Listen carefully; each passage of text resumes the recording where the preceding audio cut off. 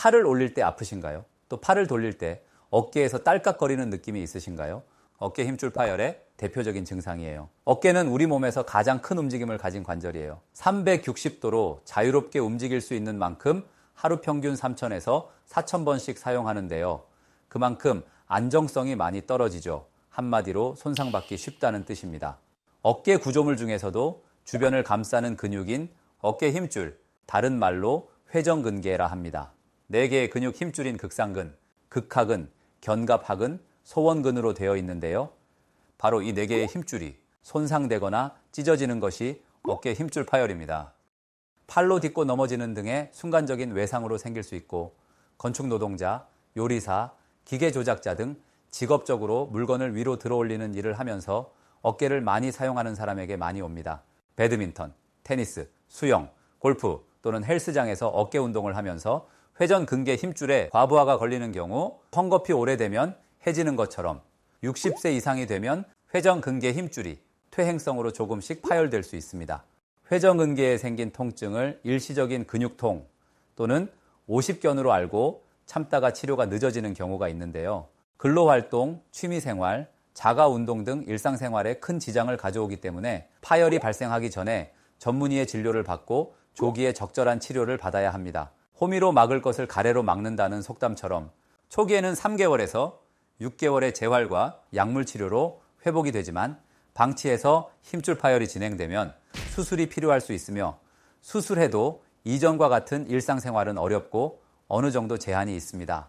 여기서 잠깐 파열된 어깨 힘줄 저절로 다시 붓기도 하는 걸까요? 살같이 찢어진 경우 1주에서 2주의 시간이 지나면 대부분 붓고 뼈가 부러져도 3개월에서 4개월의 시간이면 다시 붓습니다. 하지만 찢어진 어깨 힘줄이 저절로 붙을 수 있는 가능성은 거의 없습니다. 보통은 일상생활과 일하면서 파열의 크기가 더 커지게 되는 경우가 흔합니다. 하지만 생활습관 교정과 재생치료, 재활치료를 잘하면 수술하지 않고도 회복이 가능합니다. 물론 수술이 필요한 경우도 있지만 반드시 보존적 치료를 먼저 받고 유불리를 고민해 수술하길 추천합니다. 어깨 힘줄 파열 치료의 핵심은 3가지인데요. 첫 번째, 일상생활 속에서 어깨를 보호하는 생활습관을 만들어야 합니다. 그러기 위해선 피해야 할 동작 4가지가 있는데요. 팔을 어깨 높이보다 높이 올리지 마세요. 특히 물건을 들 때 조심해야 합니다. 팔을 쭉 뻗어서 물건을 드는 동작도 안 돼요. 배드민턴, 테니스, 골프 같은 라켓 운동과 수영 등의 운동도 잠시 멈추고 어깨에 부하가 가는 어깨 프레스, 레터럴 레이즈 등의 어깨 근력 운동은 절대 하지 마세요. 어깨 힘줄 파열은 팔꿈치를 몸에 붙인 상태로 생활하는 등 파열된 어깨 힘줄을 최대한 움직이지 않는 것이 회복에 중요합니다. 어깨 힘줄 파열 치료의 핵심 2번째, 손상된 어깨 힘줄 재생주사 치료를 받아야 하는데요. 부분 파열이 있다면 콜라겐 주사 시술, 충격파 등으로 힘줄 재생을 촉진시킬 수 있습니다. 콜라겐 치료는 강력 본드로 한순간에 찢어진 힘줄을 붙게 하는 치료가 아니에요. 힘줄의 재생을 유도하는 치료로 일상생활에서 지나치게 어깨를 계속 또 많이 사용한다면 재생치료 효과는 제한적입니다. 콜라겐 주사, 피부에 하는 그건가? 궁금해하는 분들 많은데요. 원리는 콜라겐을 주입해 파열된 힘줄의 재생을 유도합니다. 회전근개의 힘줄은 1형 콜라겐으로 되어 있는데요. 정상 회전근개를 현미경으로 보면 콜라겐 조직이 규칙적으로 배열되어 있지만 파열된 회전근개에서는 불규칙적이거나 단절된 양상을 띱니다. 정밀 초음파로 단절된 부분에 콜라겐을 골고루 주입하면 힘줄 세포가 분화되고 증식해 회전근개가 어느 정도 재생됩니다. 실은 저도 38세 때 멋모르고 어깨 프레스 하다가 어깨 극상근 힘줄이 아주 크게 파열됐었는데요. 통증이 심해서 젓가락질도 못했습니다. 그래서 왼손으로 젓가락질을 했었어요. 그때 콜라겐 주사 치료를 받았는데요.